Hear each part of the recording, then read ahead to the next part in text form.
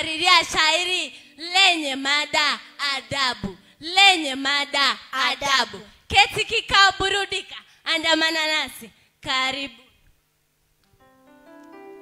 Jumapili fikapo wengi wenu kanisani, Jumatatu hadi Jumamosi wameweka Mungu kando.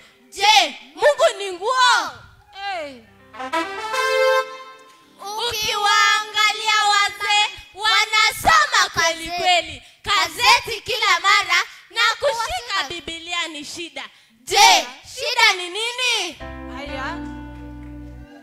Ukiwaangalia wamama masengenyo kila mara, midomo wazi kila mara, na wao wanahitaji maombi. Ndio hiyo. Ukiwaangalia wavulana wananyoa kweli kweli, boksi tena kuvuta bangi na kuwasimamisha wasichana barabarani.